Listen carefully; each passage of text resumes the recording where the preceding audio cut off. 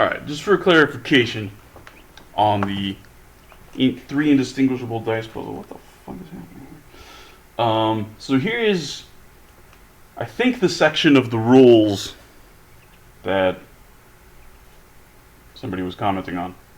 Ways around the or 3 and 2, you could just say, oh, I'll take whichever two are close. If you had again, no physical solutions. I mean, I guess in reality, if you had to roll 3 and 2, you could just say, oh, I'll take whichever two are closest together, or you could mark a dot or a line, and whichever ones are closest to that. There are ways around the problem. I want to know mathematically, how do you do it? Right. So, what he's saying in terms of physical solutions is marking. I'm not marking anything. Specifically cutting the space in half horizontally and vertically, because you can do that visually. The human vision system is capable of handling that. There is nothing physical about this in the terms that he's outlining.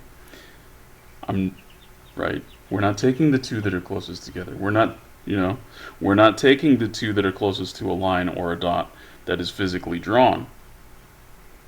We are using, because it is an actual real world event,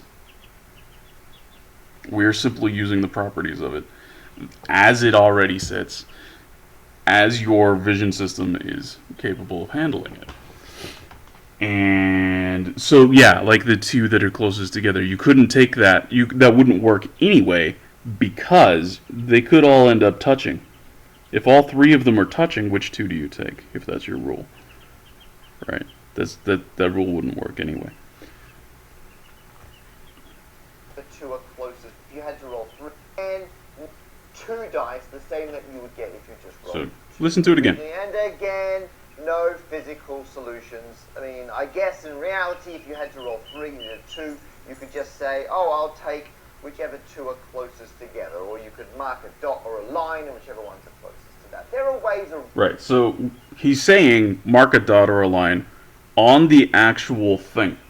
And earlier, he says something along those lines too. Let's see if I can find it. Cheating, by which I mean thinking outside of this tiny box, right? This is not a lateral thinking problem, it's a maths problem. I want a mathematical solution. Of course, in the real world, if you had this and you wanted to have a normal 6-sided dice, you'd just get a marker and write the numbers 1 to 6 on the outside and then roll it normally. No, I want a math. Right, that's what he means by physical solution. Writing things on the cube, on the outside clear cube. That's what he's talking about. Right. If you actually listen to the rules as he outlines them, what I'm saying is totally fine. It's not a physical solution in terms of what he's saying. Okay. So it is unclear to me why this was ignored. I think what it was is people didn't understand what I was saying. Because people are fucking stupid and don't listen. I think what it is nobody actually paid attention to what it is that I said. We're splitting the space in half because your vision system can do that really, really well. We're not doing anything finer than that, because anything finer than that, you'd have to mark out stuff.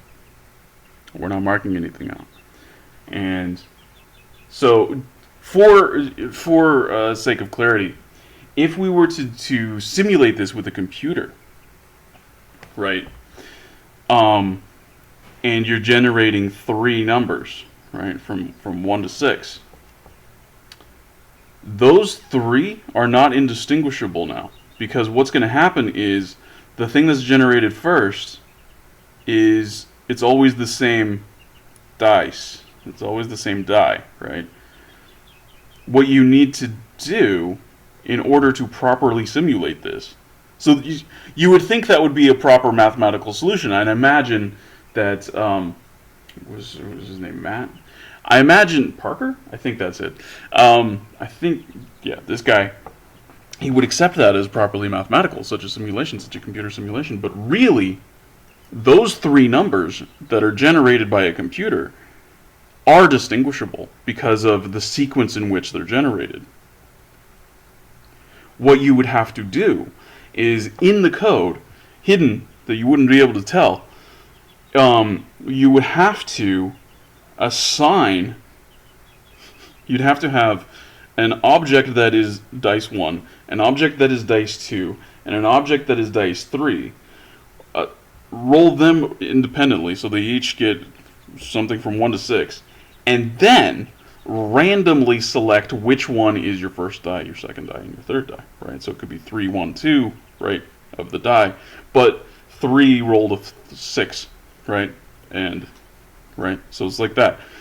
Just having a simulation where you roll 3 numbers, where you get 3 random numbers, those are not indistinguishable die. Those are not indistinguishable dice. So I feel like what he's thinking would be an acceptable mathematical solution isn't actually. Right?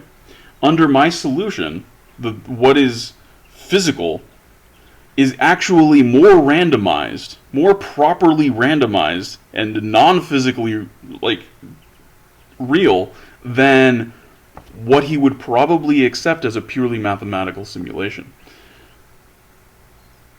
Just thought I'd point that out.